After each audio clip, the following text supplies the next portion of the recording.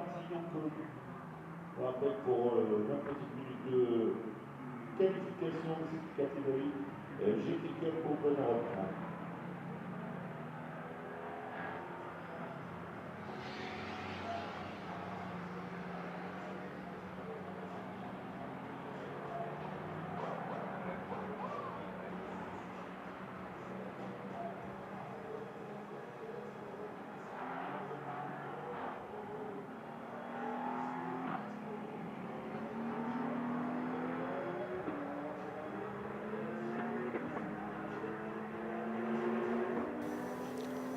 Qualifying 2 for GT Cup Open Europe here at Paul Ricard.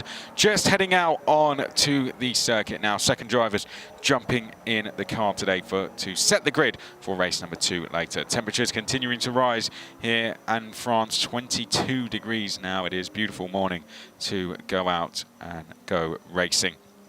But that racing will take place just a little bit later. First of all, we've got to go and set the grid.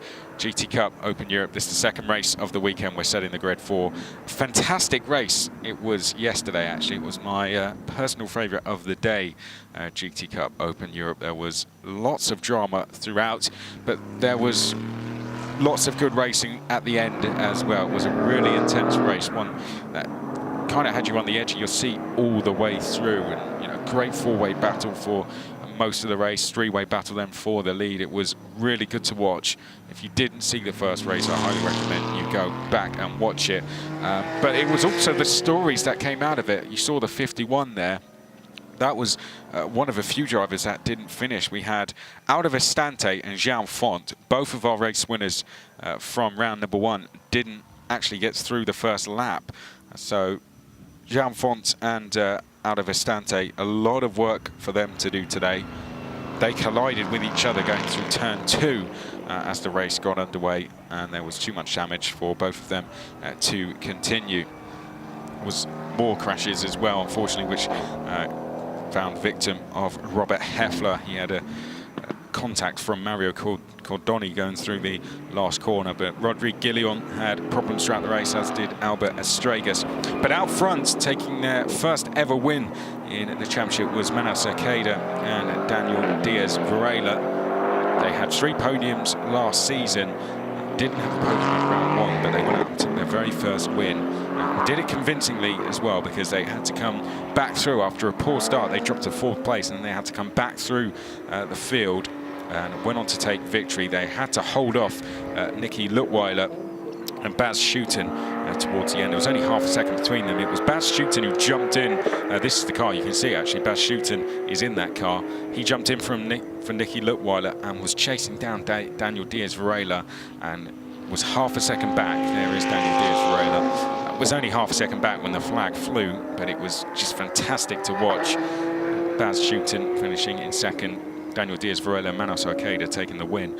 And rounding out the podium was long-time race leaders. They took the lead at the start of the race, held it until the pit stops, and then after that, unfortunately, dropped back. But Alberto De Martin and Rafael Villanueva were third. Antonio Combra and Luis Silva, who had a great start to the race, they finished 4th. Cordoni, after a penalty, was 5th. Roberto Ranieri was the biggest mover in the field. He finished 6th. Then it was Robert Heffler and Philippe Valenza, and then the non-finishers Estregas, Guillon and Verdonk, then Vestante and Font. In terms of the standings, Nicky Lutweiler leads the standings. He has 36 points now, 28 for Sakeda and Diaz Varela. Considering the top 3 were split by just 1 point coming into this race, it's really changed, because Vestante and Font, who were 1 point, split by 1 point with Nicky Lutweiler, they have now dropped back, and they are 3rd and 4th in the standings, both on 25 points. So they continue to be matched on points, but Nicky Lutweiler, who was behind coming into this round, now leads very early into the championship, though 5-round championship. We're only halfway through the second one. Fortunately, no Beltoir, he's still 5th. Silva and Combra at 6th place. And there you can see Jean Font, the driver who took the very first win of the season. Didn't have his best day yesterday. He had contact with Vestante. which saw Vestante immediately out of the race. But second drivers jump in today, so in the cars is going to be Diaz Varela from the number 10, Bas Schuten in the 22, Alberto de Martin in the 15, Luis Silva in the 99, Cordoni and Raineri, they're both on their own, so they'll both be out once again, as will Estragas, Vestante and Font, but Verdonk will be in instead of Gillion in the number 19.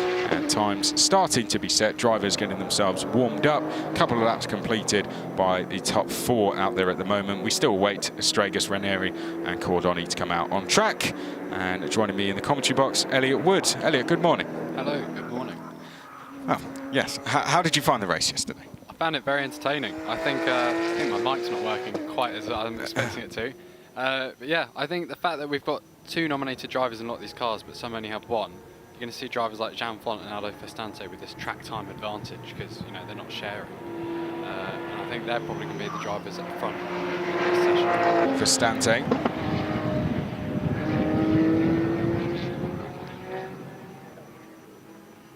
We're looking at Jean Font at the moment in the number 13, just making his way through turn number 12, now round to 13.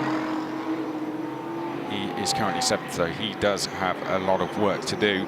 We'll be hoping to fight back with a win. We'll help him out when it comes to the handicaps for the pit stop. So, oh, that's an exaggerated line through the final corner, isn't it? Heads onto the start-finish straight. Let's see what he can do with this time. I don't think they're going to be setting what will be their personal best for the session just yet, but he goes 4th as he crosses the line. Yeah, it's a good lap. And then we've already had Rabbit laid down by 2 other qualifying sessions this morning. So it's going to be quite tricky for the drivers going out now. And you can see it little, but it is pretty easy to slide off on the marbles. There's Nico Verdonk coming up to the start-finish line, and he does a 209.567. All flashing headlights there as well. So, just making everyone aware that he's on his way around. So Verdonk leading from Vestante, Philippe Valenza is 3rd, Silva 4th, Font is 5th, Schuten, that is your order so far. But a great race, it was really entertaining stuff all the way through, but the bad results for Jean Font and Aldo Vestante might mean it's going to be a sort of a head-to-head between them at the head of the field today. Yeah, you don't win races in qualifying, but it certainly does well to do the best you can in qualifying to get that track advantage, especially with the strategy element we do have in these GT races. Down the back straight, this is Nico Verdonk, and that is Nico Verdonk about to go wide, I think. So round turn at number 9 he goes, up towards turn number 10. Nico Verdonk making his way up to the flat-out turn number 10. Purple through sector 1, so going good for him so far, and purple through sector 2 as well, so looks on to beat his own best. He's 73 hundredths up on his best time so far as he makes his way now through turn number 11 into to head into turn 12. Nico Verdonk doing well. They could do with a good result today. They didn't finish yesterday, did Gillion and Verdonk. Technically, it's kind of home races for them, particularly Gillion is almost as close as they're going to get, because Spa would be their main home race, but it's not far from Spa either, so I'm sure they'll have plenty of people watching. This would be a good one for them to go on and get a good result at. Into the final corner they come, Gillion and Verdonk making their way now out of the final corner. It's their first round of the season. Didn't have a good start yesterday. Let's see what they can improve today. So far on a provisional pole position as they come across the line, and it's a 209.576. Jean Font sitting in 2nd place, Philippe Valenza 3rd, Daniel Diaz Varela now goes up to 4th place. Bas Schuten in to 5th. Aldo Vestante is 6th, and in the pits, Silva 7th. De Martin is in 8th place.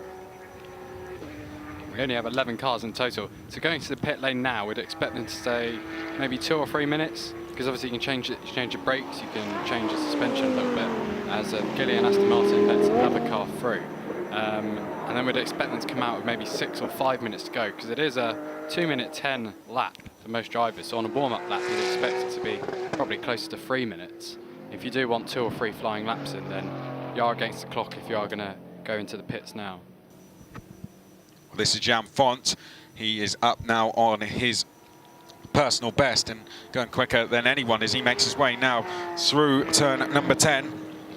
So far, so good for him. Not quite able to match the time of Nico Verdonk, but he's got the final sector to try and change that. Baz Schutten is going to be one to watch in third as well, because the pace he set yesterday, hugely impressive. He's come into this round to join Nicky Luttweiler in the car. And Baz Schutten having a very good start to his season, and he'll want to go one better today and get that first win for Nicky Luttweiler, who's had 3 second places in a row, as they make their way now around the left-hander up towards the right. And Baz Schutten is in the second sector, but this is Jean Font making his way up to the start-finish line. Is Jean Font going to be able to go quicker and challenge Nico Verdonk? Let's have a look. He goes quicker, but he's not able to challenge Nico Verdonk. 6/10 off his own best. Got hurt through the final sector, and I think we saw one of the reasons why. This is Baz Schutten now coming round turn 12 through 13. Is Baz Schutten going to be able to go any quicker? He's purple through 1, personal best in 2. Good so far. He needs to find 7/10 of a second, getting just a little bit out of shape coming into the final corner. Out of the final corner he goes, and looks like he might be able to get himself on the front row. It's another question whether he'll be able to go pole. Let's have a look, and indeed goes to the front row, but not pole position. There's now half a second between our top two, a single point for pole, if I'm not mistaken, in each class. I believe that is the case. As through this coming into the chicane, this is Aldo Vestante now we are looking at. He's just getting himself warmed up now here for a flyer. Is Aldo Vestante. Had a great start to the season. Really needs to try and turn things around. This is the Heffler Philippe Valenza car. Valenza in for them today. They showed good pace yesterday. It was a real shame, the incident that they had, because they were part of a lead group and then basically got wiped out of the race. They did carry on, but unfortunately it was the Team Virage Aston. They are currently in 4th place, so they're looking for a good result today. Daniel Diaz-Varela is up on his time. Daniel Diaz-Varela quicker than anyone through the first sector. So going along pretty well, 3/10 up, so he's on to get himself onto the front row. But this is Philippe Valenza, who definitely is on for a bit of an improvement. Whether he'll be able to pass Jean Font is another question. Let's see if he can match his personal best through the final sector. He might be able to, but no. Philippe Valenza lost a lot of time through the final sector. Up ahead, that looks like that was Aldo Vestante going on to start another lap. This is Daniel Diaz-Varela. He does go quicker. It's a 2:10.515 there for Daniel Diaz-Varela. He's within a second now. Luis Silva also goes quicker. He goes up to 7th place as we have just under 6 minutes remaining. This is Aldo Vestante now, who we saw going on to start another lap. Aldo Vestante, let's have a look if he is going any quicker. He is. So his personal best through the first sector did a 35.6, which is a pretty good time. And it's the quickest of anyone through the first sector, so far so good, but that has just been beaten, that first sector, by Philippe Valenza. Philippe Valenza, a very good first sector for him. He does a 35. Maybe best placed to go to the top here, and the Estregas car still hasn't set a lap. No, it hasn't. That's a good point, actually. Philippe Valenza, we see him coming through turn 10 here. Lost a little bit of time through the second sector, has Philippe Valenza. Needs to try and get some time back, because he was absolutely flying through the first sector, quicker than anyone. Aldo Vestante is the next car behind him. You may see him flash through the back of picture. This is Philippe Valenza, the number 77. Couple of corners to go. He is currently sitting in 4th place. All he needs to do is find just over 4 minutes remaining out of the final corner. Philippe Valenza, is he going to be able to put himself on the front row? We wait to see the time come up as he heads up to the start finish line. There is Aldo Vestante as well, now coming through in the blue, white and red car as he heads up to the line. Philippe Valenza did a 2:10.2 and has gone to 3rd place. Aldo Vestante goes to 2nd. So changes there to rows 1 and 2. Philippe Valenza was 3rd for just a few seconds, but has now been dropped back. I think he took out pretty much half a second on the drivers around him. in that final sector alone, which, you know, it's very tricky change of direction in those final few corners. So great job by Festante. He's got 3 minutes 36, so he could get another flying lap in. And possibly one more after that as well. We've got 3 of the top 5, well, 3 of the top 6 in the pits though already. So it's Daniel Diaz-Ferreira, Festante and Bas Schuten, who looks, sorry, Philip Valenza, who does look like he might be on an in-lap this time round. As Festante improves again, he's half a second up on his personal best in that sector. I don't think he's half a second up on everyone else in that sector. Although Jan Font had set at 35.9 and Festante set at 35.2 on their equivalent fast laps. Out of turn 9, going very well is Aldo Vestante. Just under 3 minutes remaining in the session. Lap times around here over 2 minutes, so they're going to be going on to their last laps very shortly. Aldo Vestante might be able to sneak 2 more in after this as he heads up to turn number 11. And Aldo Vestante building himself up to take what would be his 3rd pole position of the season. Yesterday, of course, it was Cercado who took pole. Aldo Vestante qualified pole, but took both poles at the Hungaroring, so we know he is quick in 1 lap pace. We didn't really get to see what he would have been able to do in the race yesterday because it all ended so quickly after just 1 corner, as he now heads through the final 2 corners. Aldo Vestante into the final corner he comes. Ooh, not a best line through there, a little bit tight. And Aldo Vestante will have lost a little bit of time there, but only needed to find 1.5 tenths, and he was half a second quicker than Verdonk through the first sector alone. Up to the line he comes. Does he go quicker? Yes, 209.177, so it is quicker, and it was a quickest final sector as well. Aldo Vestante puts himself on provisional pole position to try and take that 3rd pole of the season. And in their first race of the season, Nico Verdonk is in 2nd place, Bas Schuten in 3rd, Philippe Valenza in 4th. And it is that battle for 4th, very close as well, isn't it? Yeah, and Jan Font's still in the pits though, so I don't think he's going to be able to respond to the time of Philippe Valenza. Festante set at 35.3, I think he set at 35.2 last time. So he could actually still be on for another improvement in this final minute of the session. We see a replay of him going around one of the corners. It's a little too much cropped for us to tell which one. It's turn 1 and 2. I'm going to have a good guess at, just given the undulation changes. And out of turn 2, yeah.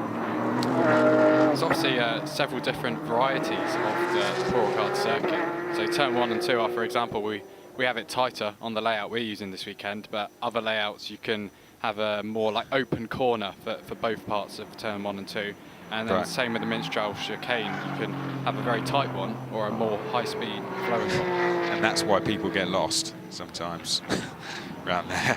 It is a strange circuit, but one that has provided us with a great race so far in GT Cup Open Europe. So let's see if we can do the same today. Aldo Vestante not going quicker on this lap.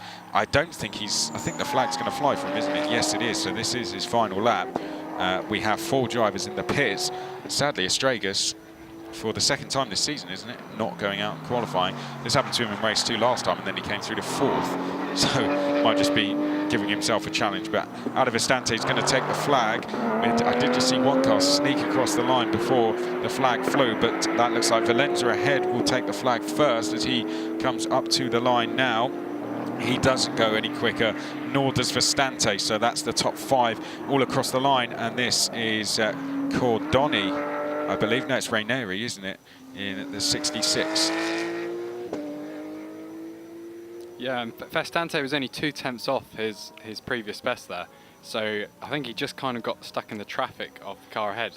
Maybe you're just playing a little more cautious because you know the car in front of you. Diaz-Ferreira crosses the line. That is an improvement in 3rd place, 2 minute 10.021. And we have one other driver who has improved. I think that's Luis Silva, 211.361. No, so he's 3 tenths off.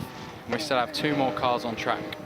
Yep, Raineri is on. Oh, he really does need to improve, doesn't he? I mean, he's on a 2:16, and the next guy ahead is on a 2:11. He's almost 7 seconds off. So Roberto here really needs to find improvement. You've got to remember, GT Cup Open Europe is going to be full of people with different levels of experience. Roberto Raineri may fall into Right, here he comes into the final corner. Oh, that's a little bit tight through there. And Roberto Raineri is going to come across the line now. Is he going to be able to improve? Let's find out. I don't think he does, actually. No, well, he does. 2:15.2.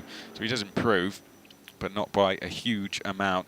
And this was the team who led for a long time in yesterday's race. Alberto De Martin and Rafael Villanueva. Villanueva, the pro driver in that team. Alberto De Martin in the number 15 for the NM Racing team. He's going to give his teammate Rafael Villanueva. It's going to be interesting to see what happens when he jumps in the car, but let's see what Alberto De Martin can do on this final lap as the flag is flying. You can see, here comes Alberto De Martin. Does he improve? I don't believe he does, no. So Alberto De Martin will be 9th. So that is qualifying done then. Out of Estante takes pole for the 3rd time this season in their first weekend in the championship. Nico Verdonk is going to start alongside him on the front row. Daniel Diaz Varela will start from 3rd place. Behind that then, it'll be Baz Shooten, who finished 2nd yesterday in 4th. You can see the results coming up on your screen. Philippe Valenza, 5th place with a 2:10.234. Jean Font in 6th place. Luis Silva in 7th. Mario Cordoni, 8th. Alberto De Martin, 9th. Roberto Raineri finishes in 10th place. 3rd time we've seen driver to your left there, out of Estante, start from the very front of the grid. And rounding out the field, we saw Roberto Raineri. Rounding out the grid, though, will be, if he can get there, it will be the Trans Am Euro car of Albert Estragas. We didn't see him actually set a lap. Hopefully, any problems he has can be fixed before the race. But number 51, out of Estante, climbing out of the car. He is going to start from the head of the field. 3rd pole for him. I imagine yesterday would have been hugely frustrated with the incident he had, and clearly very happy there. That's a way to come back from a non-finish on a Saturday, to come back on Sunday, put the car immediately on pole position. If you can get away at the start, then you won't be under any threat of being clattered into. And we did have someone just go across the line. I'm pretty sure we'd have everyone go across the line. But let's go down. I think we're going to go now down to out of Estante and hear from him after taking his 3rd pole position of the season. He's ready for the interview, but first let's give you the top 3. Daniel Diaz Varela, yesterday's race winners, qualify 3rd on the grid.